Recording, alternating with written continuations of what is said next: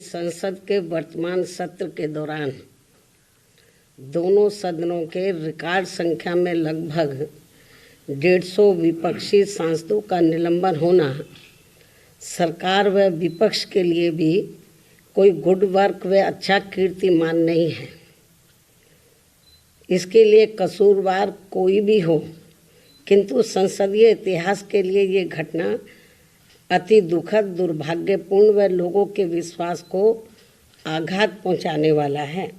और इसी दौरान माननीय राज्यसभा सभापति का संसद परिसर में निलंबित सांसदों द्वारा मजाक उड़ाने का वीडियो वायरल होना भी अनुचित व अशोभनीय है। इस प्रकार से सरकार और विपक्ष के बीच जबरदस्त मतभेद, तनाव व टकराव वाली घटनाओं से देश के लोकतंत्र एवं संसदीय परंपराओं को शर्मसार होने से बचाना बहुत जरूरी है। साथ ही विपक्ष विहीन संसद में आम जन के हित से जुड़े, देश व आम जनहित से जुड़े अति महत्वपूर्ण विधेयकों का पारित होना भी ये अच्छी परंपरा नहीं है। और यहाँ विश्व के सबसे बड़े लोकतंत्र तथा परम पूज्य बाबा साहब डॉक्टर भीमराव अंबेडकर द्वारा निर्मित यहाँ पवित्र संविधान, संसद व अच्छी संसदीय परंपराओं को बचाने की जिम्मेवारी किसी भी एक की नहीं है, बल्कि सभी की है और जिसे सभी को मिलकर निभाना चाहिए। इतना ही नहीं, बल्कि अभी हाल ही में संसद की सुरक्षा में जो सेंध लगाई गई है, ये भी कोई ठीक नहीं है। ये अति गंभीर व चिंतनीय भी है और इस मामले में सभी को मिलकर संसद की सुरक्षा की तरफ विशेष ध्यान देना चाहिए। एक दूसरे पर आरोप प्रत्यारोप लगाने से काम नहीं चलेगा,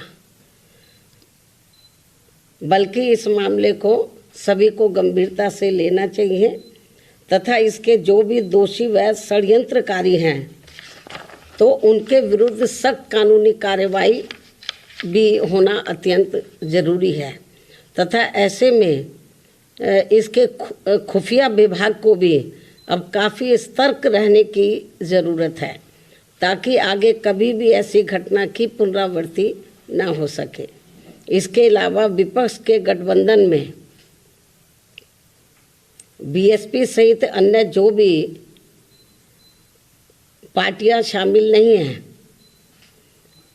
बीएसपी सहित अन्य जो भी विपक्षी पार्टियां शामिल नहीं हैं, तो उनके बारे में किसी को भी बेफजूल कोई भी टीका टिप्पणी करना उचित नहीं है तथा इससे इनको बचना चाहिए। मेरी इनको यही सलाह भी है, क्योंकि भविष्य में देश व जनहित में कब किसको किसी की भी ज़रूरत पड़ जाए, ये कुछ भी कहा नहीं जा सकता है। अर्थात फिर ऐसे लोगों को व पार्टियों को भी काफ़ी शर्मिंदगी उठानी पड़े, ये ठीक नहीं है।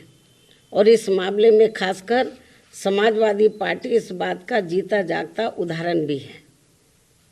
इसके अलावा यहाँ मैं ये भी कहना चाहूँगी कि हमारी पार्टी पूर्ण रूप से धर्मनिरपेक्ष पार्टी है और यहाँ अपने देश में विभिन्न धर्मों को मानने वाले लोग रहते हैं तथा उनके अपने अलग अलग से आस्था के अनेकों स्थल बने हैं,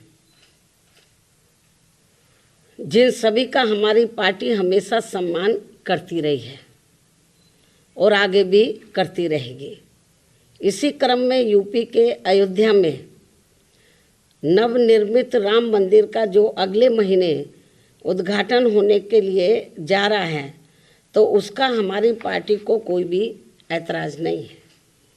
और यहाँ अयोध्या में कोर्ट के आदेश पर सरकार द्वारा निर्धारित की गई जमीन पर जब भी मस्जिद का निर्माण होता है, तो तब उसके उद्घाटन का भी हमारी पार्टी कोई ऐतराज़ नहीं करेगी।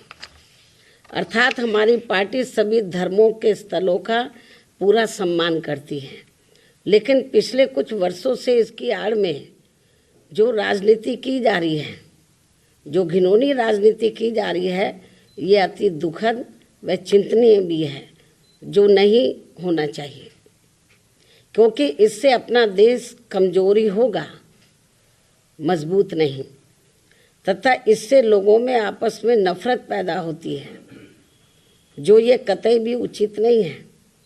इस बात का भी सभी को पूरा ध्यान रखना चाहिए। इन्हीं कुछ खास बातों के साथ ही अब मैं अपनी बात यहीं समाप्त करती हूँ। धन्यवाद।